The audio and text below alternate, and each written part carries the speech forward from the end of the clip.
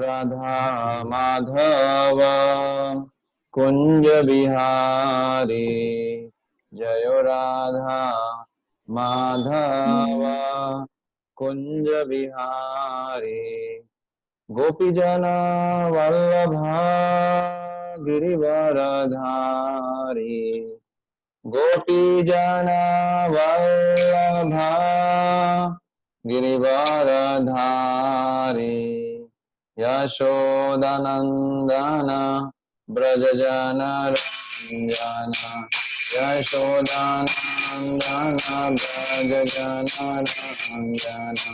यमुना तीरा वनचारी, यमुना तीरा वनचारी। राधा माधव कुंज बिहारी, जय गोपी जना वल्लभा गिरिवरधारी। यशोदानंदन व्रज जन रंजन, यशोदानंदन व्रज जन रंजन। यमुना तीरा वनचारी, यमुना तीरा वनचारी। हरे कृष्णा कृष्णा कृष्णा हरे हरे, हरे राम राम राम हरे हरे, हरे कृष्णा कृष्णा कृष्णा हरे हरे, हरे राम राम राम हरे हरे, हरे कृष्णा कृष्णा कृष्णा हरे हरे, हरे राम राम राम हरे हरे, हरे कृष्णा कृष्णा कृष्णा हरे हरे, हरे राम राम राम हरे हरे, हरे कृष्णा कृष्णा कृष्णा हरे हरे, हरे राम राम राम हरे हरे, हरे कृष्णा कृष्णा कृष्णा हरे हरे, हरे राम राम राम हरे हरे, हरे कृष्णा कृष्णा कृष्णा हरे हरे, हरे राम राम राम हरे हरे, हरे कृष्णा कृष्णा कृष्णा हरे हरे, हरे राम राम राम हरे हरे। जयो राधा गोविंद राधे, जय गौरानिताय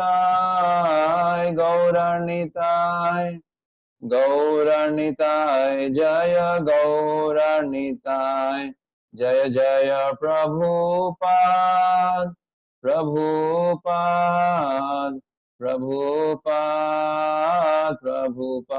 जय जय प्रभुपाद, जय प्रभुपाद। निताय गौर हरि बोल, हरि बोल, गौर हरि बोल। श्री हरिनाम संकीर्तन की जय, श्री श्री राधा गोविंद जी की जय, श्री श्री गौर निताय जीव की जय। श्री श्री श्रीमद् भगवद गीता यथारूप की जय। समस्त एकत्रित गौर भक्त वृंद की जय। निताय गौर हरि प्रेमानंदे। ओम ज्ञानतिमिरान्धस्य ज्ञानाञ्जन शलाकया चक्षुरुन्मिलितं येन तस्मै श्रीगुरवे नमः। श्रीचैतन्यमनोभीष्टं स्थापितं येन भूतले स्वयं रूप कदा मह्यं ददाति स्वपदान्तिकं।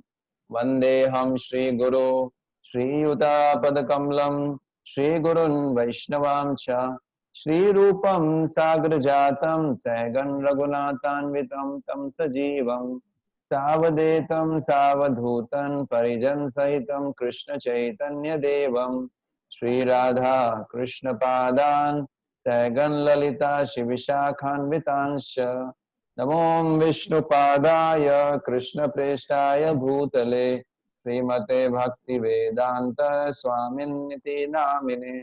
नमस्ते सरस्वते देवे गौरवाणी प्रचारिणे निर्विशेष शून्यवादी पश्चात देश तारिणे।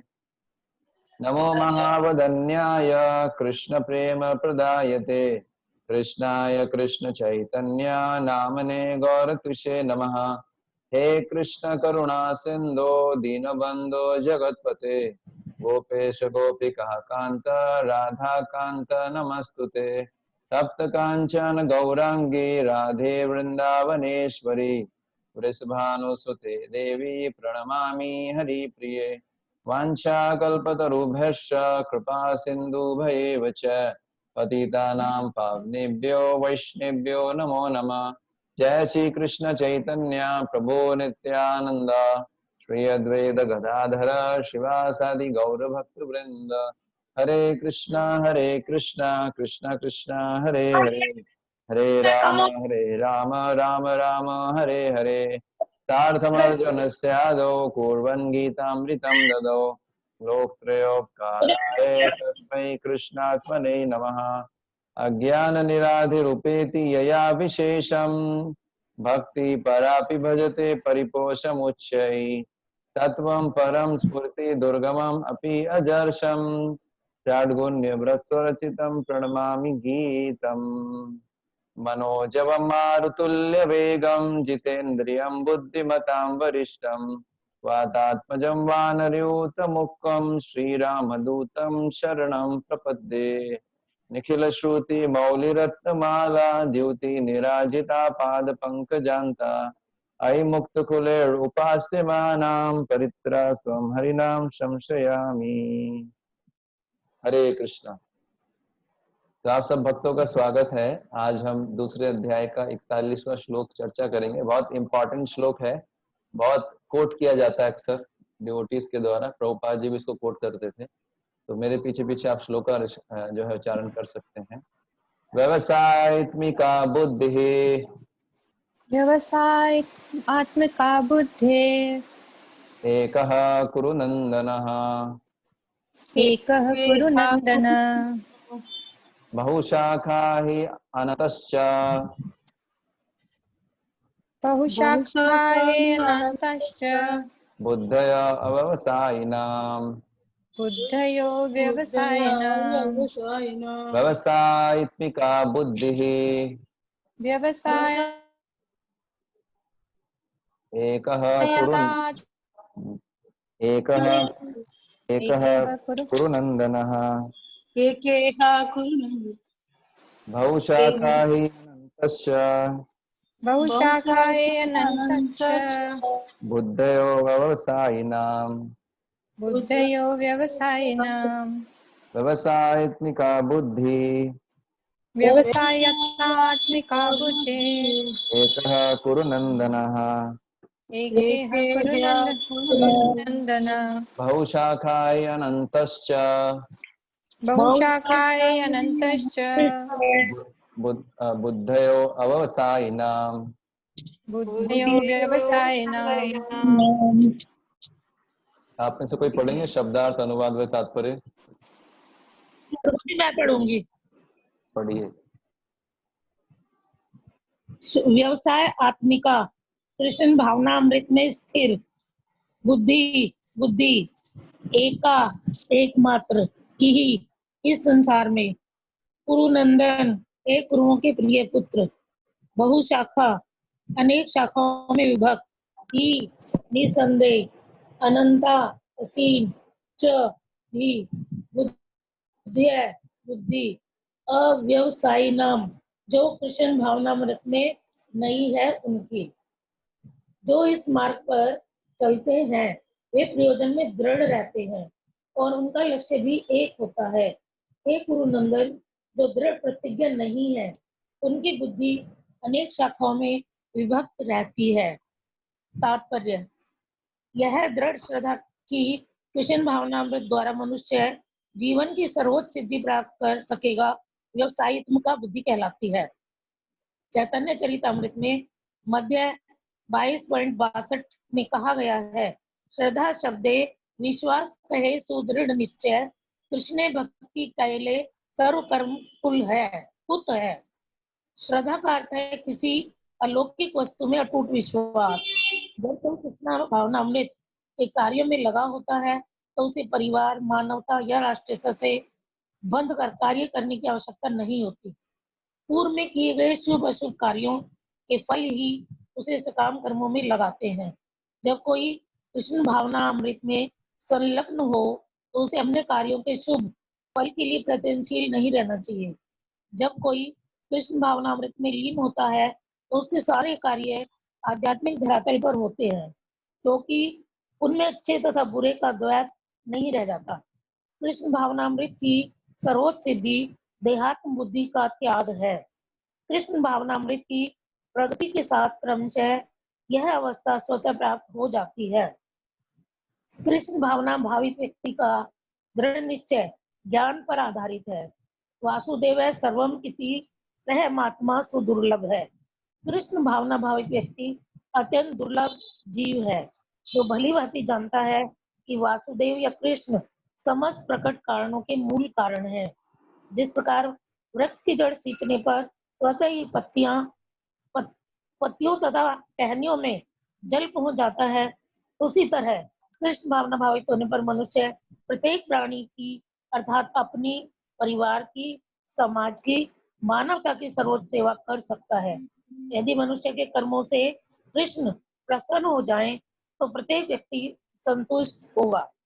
किंतु कृष्ण भावनामृत में सेवा गुरु के समर्थ निर्देशन में ही ठीक से हो पाती है, क्योंकि गुरु कृष्ण का प्रामाणिक प्रतिनिधि होता है, जो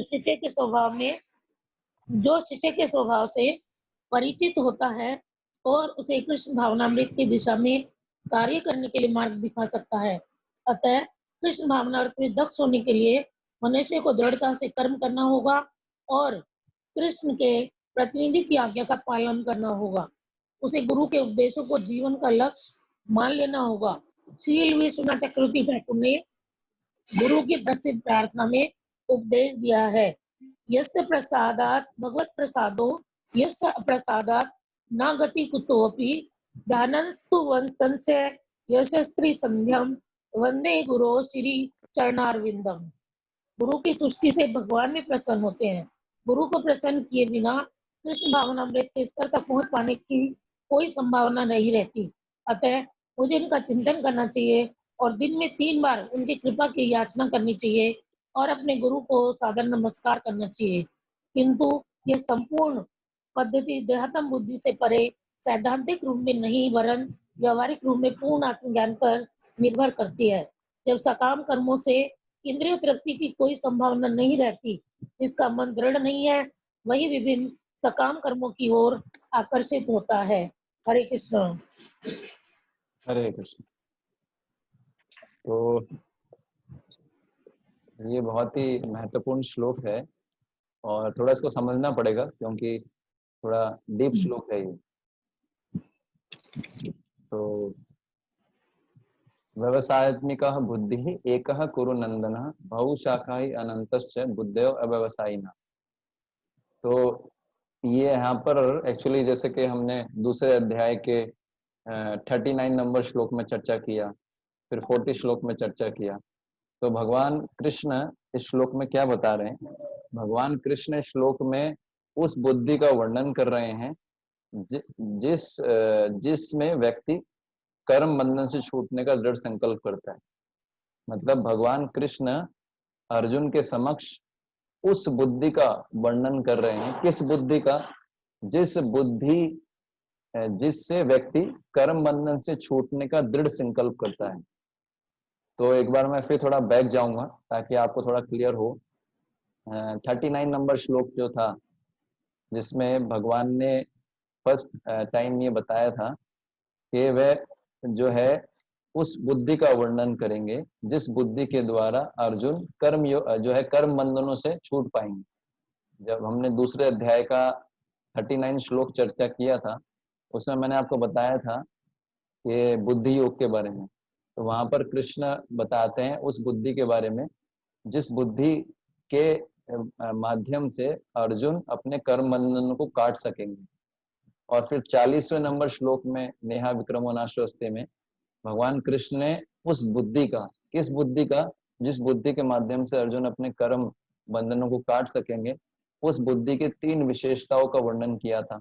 पहली विशेषता क्या थी कि उस बुद्धि में किया गया कोई भी कार्य, बुद्धि योग में किया गया कोई भी कार्य जो है वो जो है उसका जो है वो नष्ट नहीं होता है। पहला, नेहा विक्रमो नाशो अस्ति। दूसरा जो है उसका विपरीत परिणाम नहीं मिलता है, उल्टा परिणाम कभी नहीं मिलेगा। और तीसरा क्या है कि वो महान भय से रक्षा करता है। तो ये 3 चीजें बताई थी 40वें नंबर श्लोक में।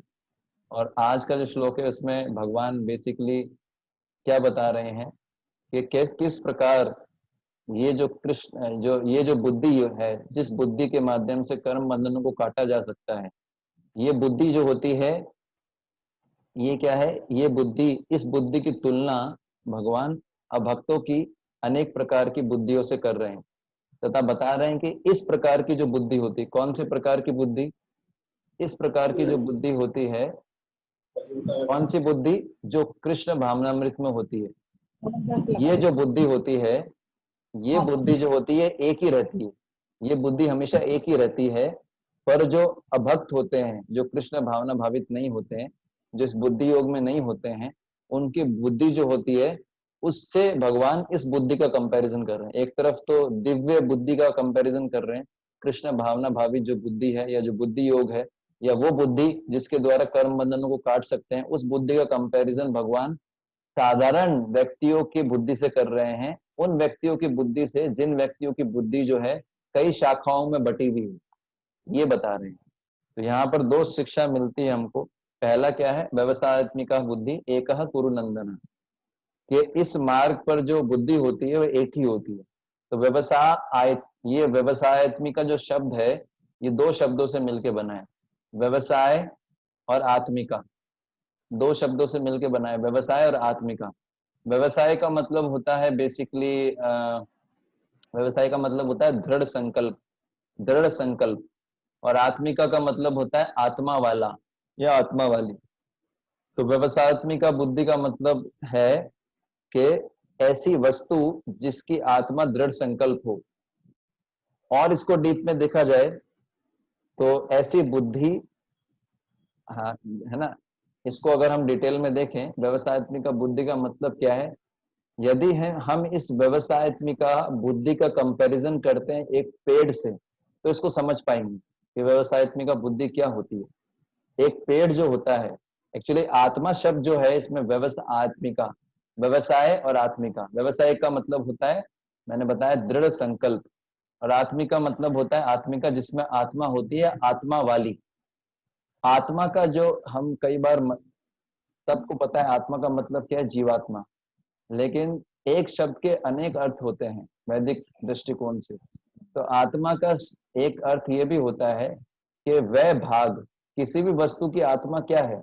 किसी भी वस्तु की आत्मा क्या है? आत्मा का मतलब किसी भी वस्तु का वह भाग जो उसका पालन करता है और उसकी सुरक्षा करता है।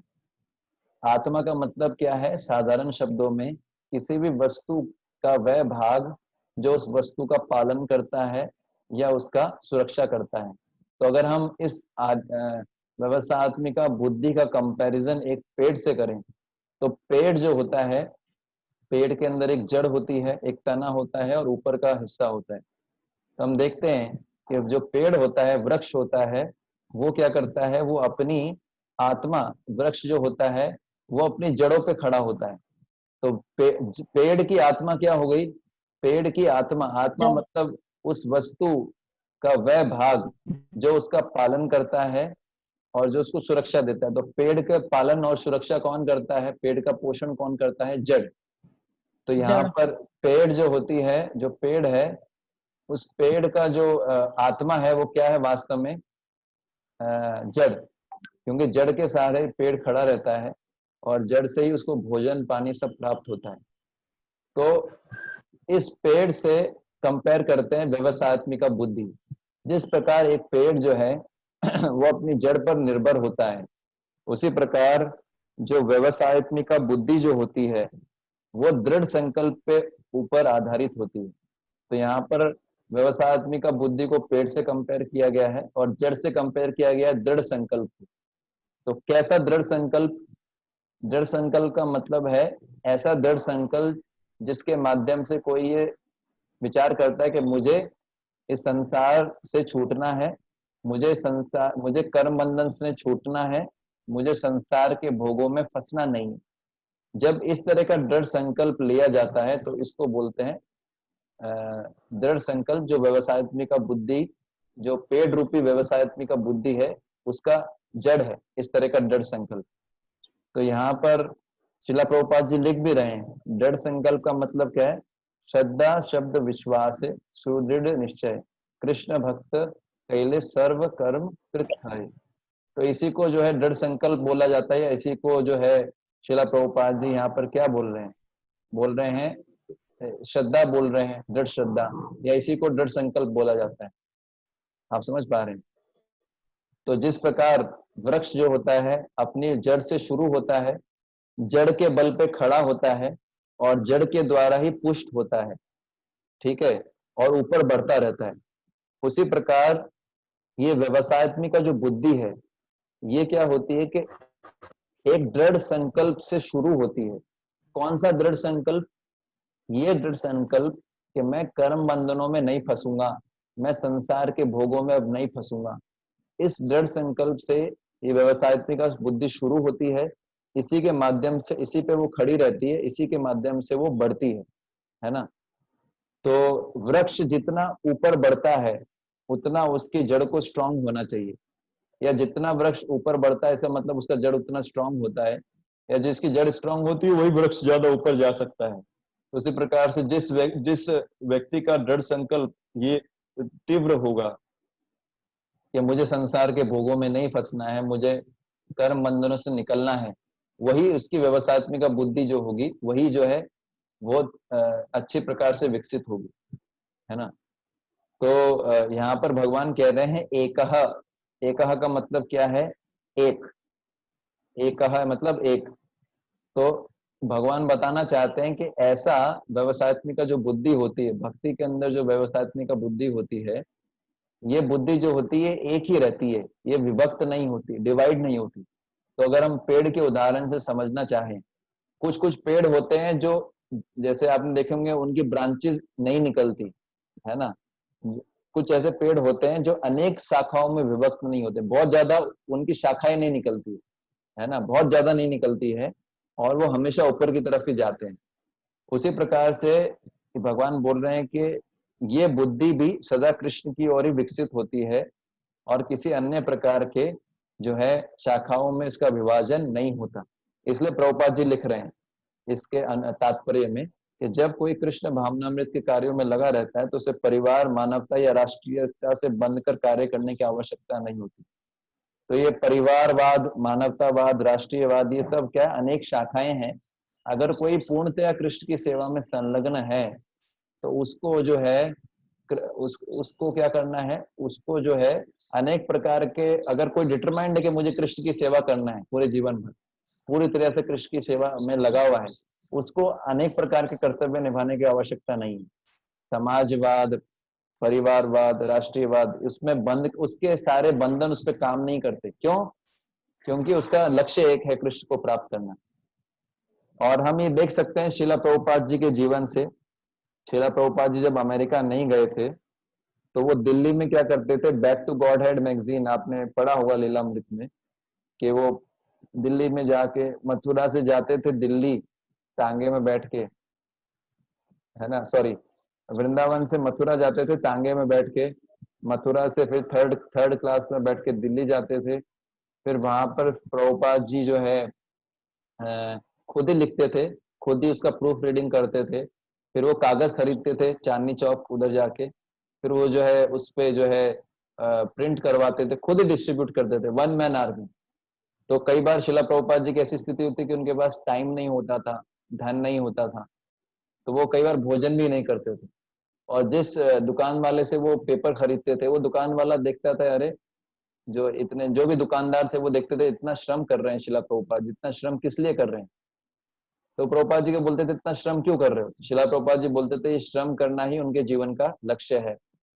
तो ये प्रभुपाद जी के जीवन से हम देख सकते हैं कि व्यवसायत्मिका बुद्धि क्या होता है। शिला प्रभुपाद जी के जीवन का लक्ष्य था भगवान कृष्ण को प्रसन्न करना अपने गुरु के आदेश पालन करने के माध्यम से। इसलिए प्रभुपाद जी एक बार बुक डिस्ट्रीब्यूशन करते करते बीटी जी बांट रहे थे और उनको सन स्ट्रोक आ गया और वो बेहोश हो गए और काफी समय तक बेहोश रहे, और फिर जैसे ही उठे फिर से बुक डिस्ट्रीब्यूशन शुरू कर दिए। तो ये व्यवसायत्मिका बुद्धि होती है ना, बड़ा ही। तो ऐसे व्यक्ति को कोई रोक नहीं सकता है भगवान को प्राप्त करने से। और जो है ये बात तर्क संगत भी है ना। वास्तव में अगर हम अपनी बुद्धि से विचार करें, ये बात जो है बहुत ही, ये फैक्ट है।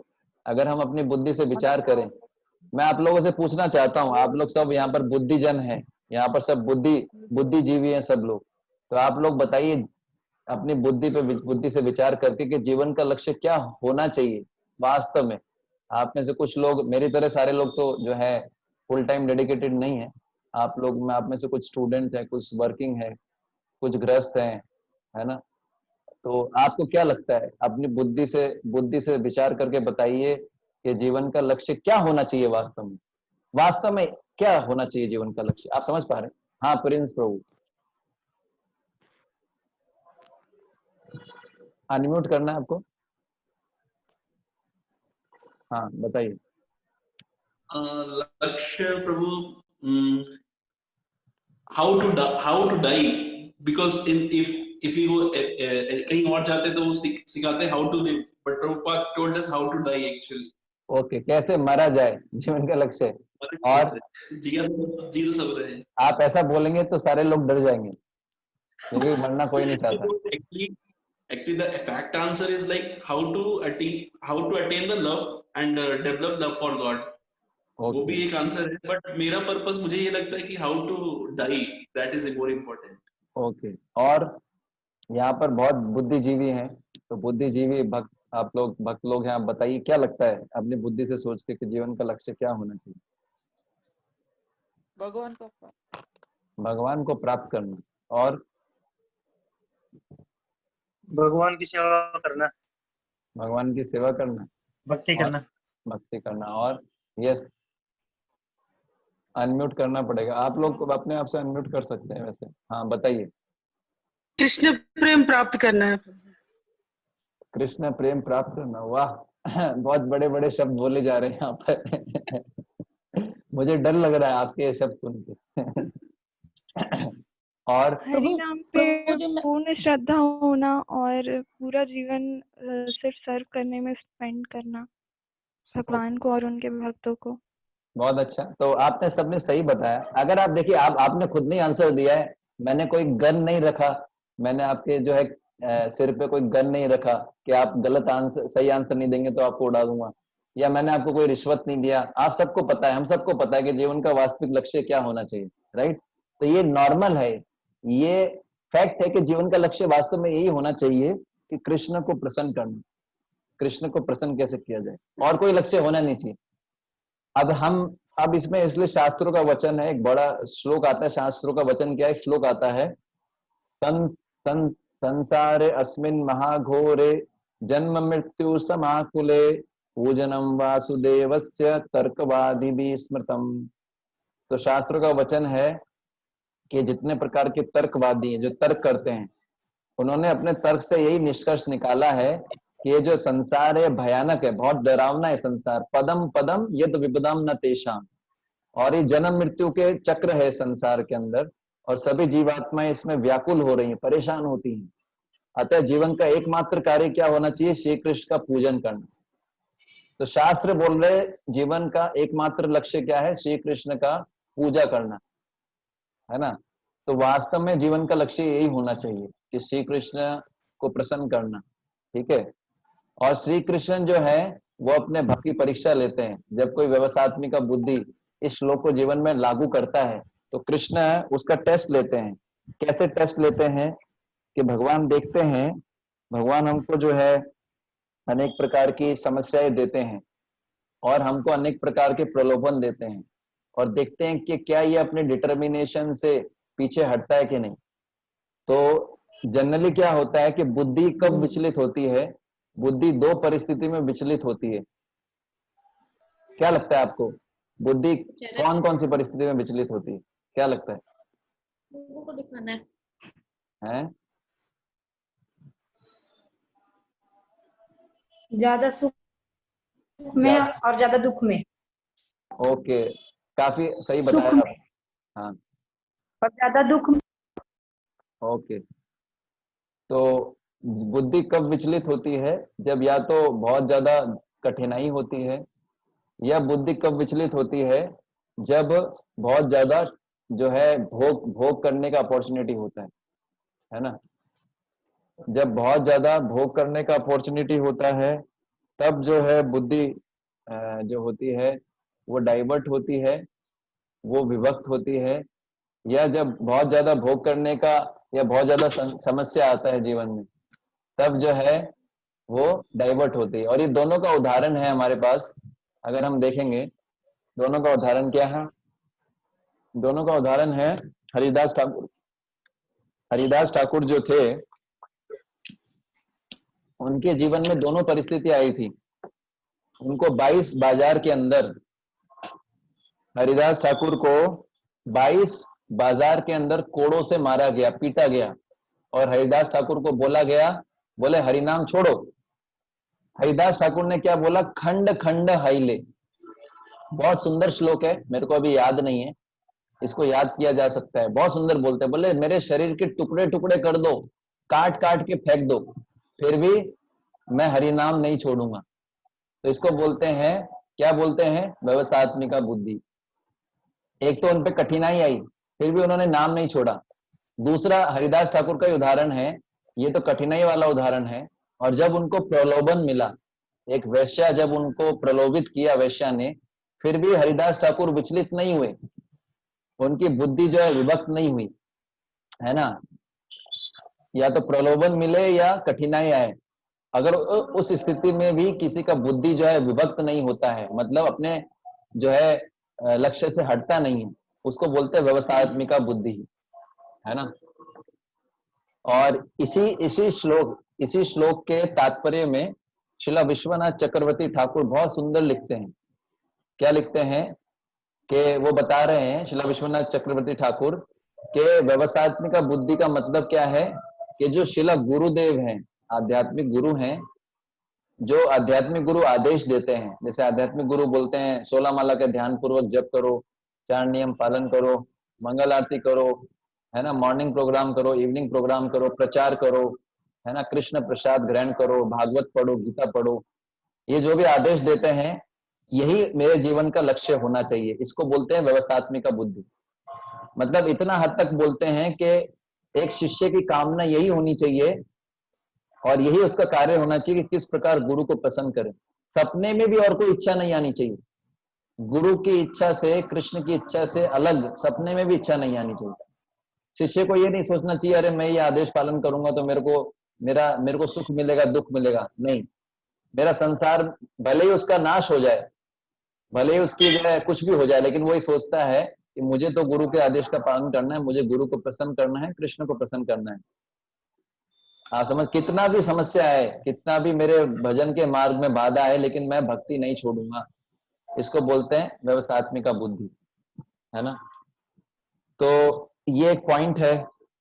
और कभी कभी व्यवसायत्मिका बुद्धि का जो कंपैरिजन भक्ति लता से भी किया जाता है ना। भक्ति लता जो होती है, जब दीक्षा मिलता है तो गुरु से जो है भक्ति लता बीज मिलता है, और फिर श्रवण कीर्तन करने से भक्ति लता बढ़ती है, और ये भक्ति लता धीरे धीरे बढ़ती है, और संसार का जो लेयर्स है इस ब्रह्मांड को भेद के ये क्या करती है, ब्रह्म ज्योति से भी ऊपर पहुंच जाती है और श्री कृष्ण के चरण कमलों में जाती है, और फिर कृष्ण प्रेम का जो है फल प्रदान करती है।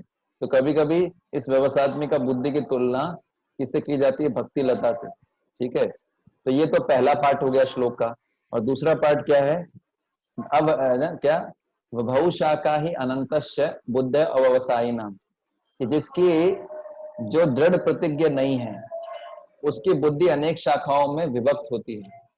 तो ये दूसरा पार्ट है ना। तो बताया गया है कि कई जैसे वृक्ष होता है, वो उसका तना होता है, रूट होती है, जड़ होती है, जड़ के बाद तना, और तने के बाद क्या होता है, आगे चल के उसकी अनेक शाखाएं निकल जाती हैं, उस वृक्ष की बहुत शाखाएं निकल जाती है। तो ऐसे व्यक्ति जिनका लक्ष्य फिक्स नहीं कि मुझे कृष्ण भावना भावित होना है, जिनका लक्ष्य ये फिक्स नहीं है कि मुझे कृष्ण को प्राप्त करना है, वो अपने बुद्धि को अनेक शाखाओं में विभक्त होने से रोक नहीं पाएगा। कई बार हम अपने जीवन में देखते हैं कि हमारा डिटर्मिनेशन उतना स्ट्रांग नहीं रहता, हम बहुत सारी चीजों की तरफ आकर्षित हो जाते हैं, चाहते तो हैं भक्ति करना, लेकिन फील करते हैं कि भक्ति कर नहीं पाते हैं, उसमें मन नहीं लगता है, और लगता है कि ढीली ढाली भक्ति चल रही है। इसका कारण क्या है कि अभी हमने अपने लक्ष्य को निर्धारित नहीं किया है। हमारा लक्ष्य हम चेक कर सकते हैं अपने जीवन से, आप चेक करेंगे तो पाएंगे कि जब हमारा मन भक्ति में नहीं लग रहा है, इसका मतलब हमारा लक्ष्य फिक्स नहीं है। अगर किसी का लक्ष्य फिक्स है कि मुझे कृष्ण को प्राप्त करना है, तो उसका मन भटक ही नहीं सकता। इसका मतलब कहीं ना कहीं हमारे मन में और अधिक जो है बहुशाखा। तो यहाँ पर अगर बुद्धि का अर्थ, अगर यहाँ पर बुद्धि का अर्थ इच्छा मान लिया जाए, तो ये बोल सकते हैं कि जिस प्रकार वृक्ष जो होता है वो जैसे जैसे बड़ा होता है, अनेक शाखाओं में उसकी शाखा, एक शाखा से दूसरी शाखा निकलती है और वो बहुशाखा हो जाता है। उसी प्रकार से जिस व्यक्ति का लक्ष्य श्री कृष्ण को प्राप्त करना नहीं है, जो व्यक्ति श्री कृष्ण से विमुख होता है, उसकी इंद्रिय तृप्ति की इच्छा स्टार्टिंग में कम रहती है, लेकिन फिर बाद में उसकी इंद्रिय तृप्ति की इच्छा बहुत ज्यादा बढ़ जाती है अनेक अनेक शाखाओं में। ठीक है, इसलिए भगवान यहाँ पर बुद्धयो यू शब्द यूज कर रहे हैं। बुद्धयो, बुद्धयो शब्द का मतलब क्या है, बुद्धियां, अनेक बुद्धियां, है ना। तो यदि कोई व्यक्ति ये सोचता है कि मुझे संसार में कृष्ण, मुझे जो है, कोई व्यक्ति ऐसा सोचता है कि मैं कृष्ण के अलावा अनेक व्यक्तियों की शरण ले सकता हूँ और साथ साथ में कृष्ण की भी शरण ले सकता हूँ। कई बार हम हमारे जीवन में ऐसा स्थिति आता है कि हम कृष्ण की तो भक्ति करते हैं, लेकिन साथ साथ में दूसरे लोगों पर भी आश्रित हो जाते हैं। तो ऐसी विचारधारा श्री कृष्ण को संतुष्ट नहीं करती है। कृष्ण बोलते हैं अव्यभिचारिणी भक्ति, कृष्ण को व्यभिचार पसंद नहीं। व्यभिचार मतलब एक से अधिक स्वामी। तो कृष्ण चाहते हैं कि कोई मेरी भक्ति करे तो पूरी तरीके से उन पे आश्रित रहे। तो यदि कोई व्यक्ति कृष्ण की भक्ति तो कर रहा है, लेकिन साथ साथ में अनेक प्रकार के देवी देवताओं पर जो है आश्रित है, उनकी भी पूजा करता है, उनसे भी कुछ लाभ प्राप्त करना चाहता है, या कोई व्यक्ति जो है दूसरे व्यक्तियों पर आश्रित रहता है, नहीं नहीं ये मुझे बचाएंगे, ये मेरी हेल्प करेंगे, ये मेरे को धन देंगे, ये जो भी हमारे, कई बार हम दूसरे लोगों से बड़ा आसक्त हो जाते हैं, तो वो भी जो है समस्या का कारण बनता है। कृष्ण उससे प्रसन्न नहीं होते। हाँ, तो ये बहुत अच्छा जो है ये जो है श्लोक है, खंड खंड होए देह जदि जाए जदि प्राण तबु आमी वादने ना छाड़ी हरिनाम। तो देखिए कितना निष्ठा था हरिदास ठाकुर का। खंड खंड होए देह, मेरे देह के खंड खंड होने दो, जय जदि प्राण, तब प्राण भी चला जाए, तबु आमी वदने ना छाड़ी हरिनाम, तब भी मैं हरिनाम नहीं छोड़ूंगा।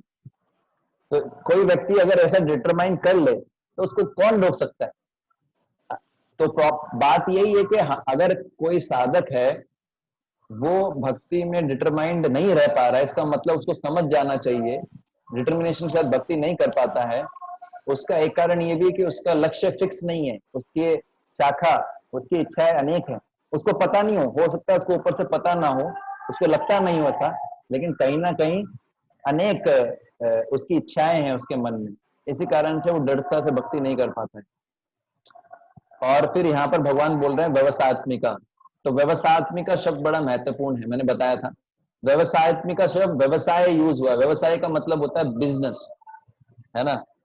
तो व्यवसायी का मतलब होता है जो बिजनेस करता है, आप समझ गए। तो यहाँ पर व्यवसायिक का शब्द क्यों काम में लिया है भगवान ने, क्योंकि मनुष्य शरीर जो है, मनुष्य शरीर को जिन जीवात्माओं को ये मनुष्य शरीर प्राप्त हुआ है वो दो प्रकार के होते हैं।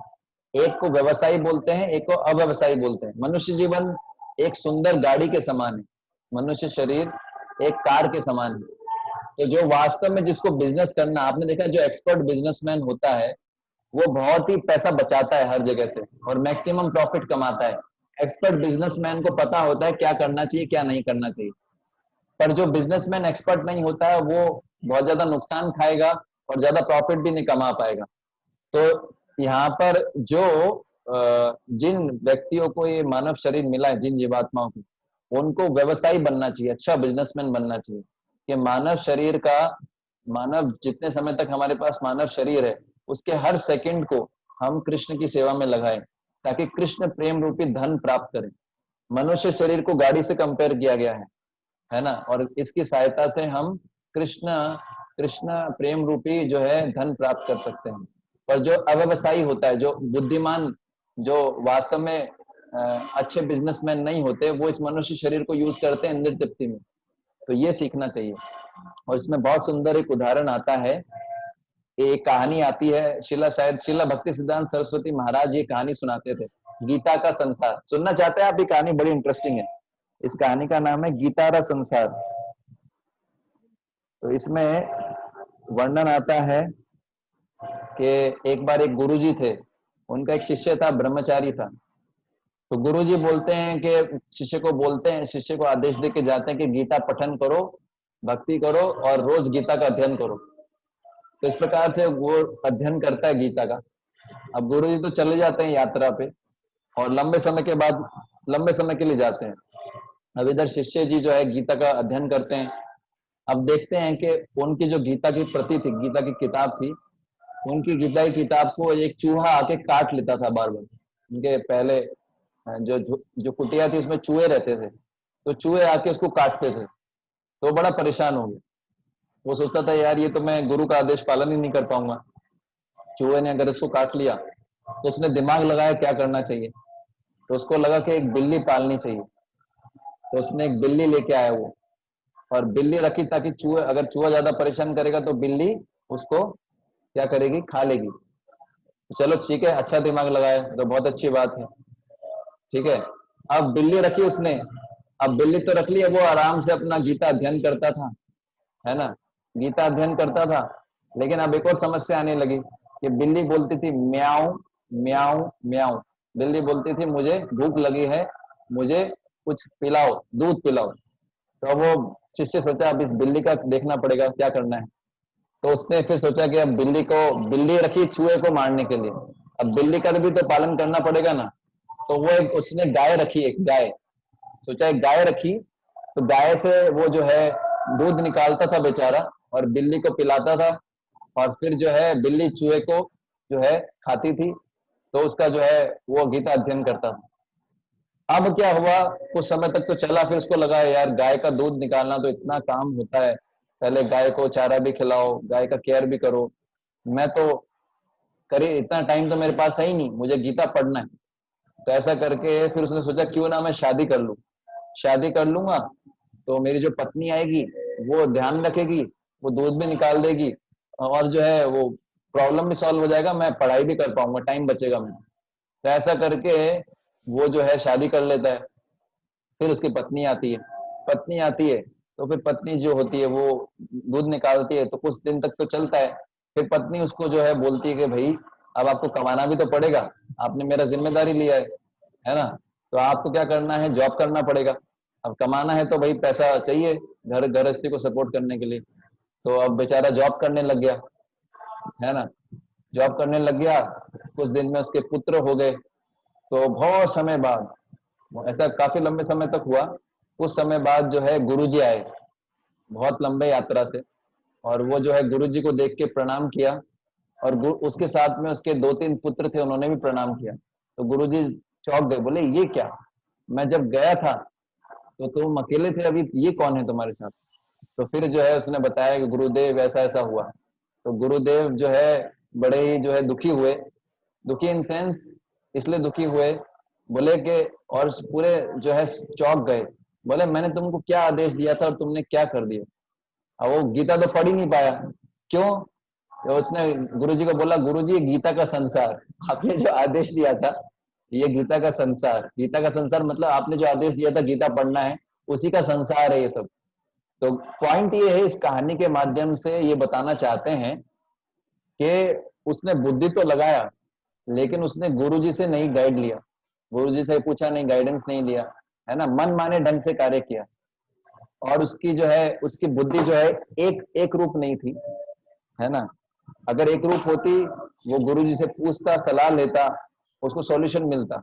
लेकिन उसकी जो है उसने अपना दिमाग लगाया और इस प्रकार से गीता पढ़ने का जो उसका लक्ष्य था, एक लक्ष्य, उससे धीरे धीरे जो है वो विभक्त हो गया, डेविएट हो गया, है ना।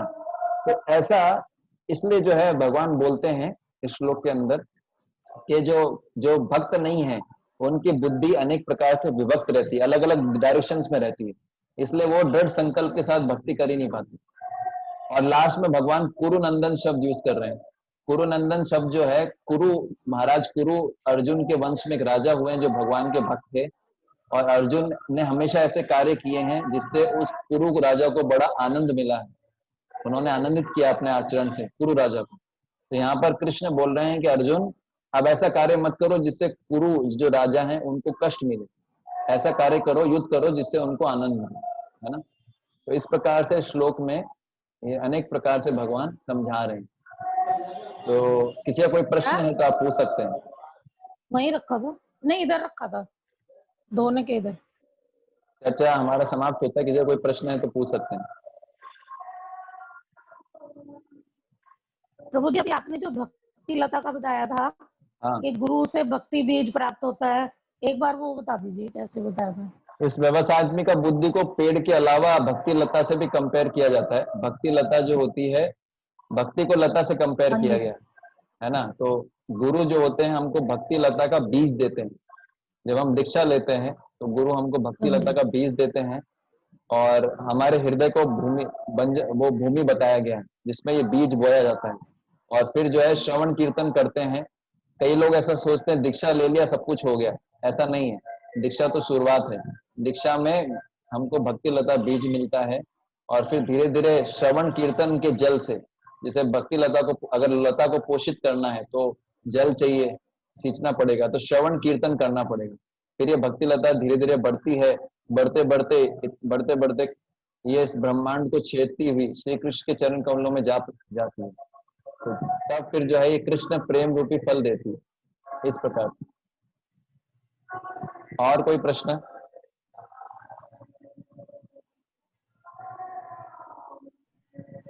और कोई प्रश्न है किसी का?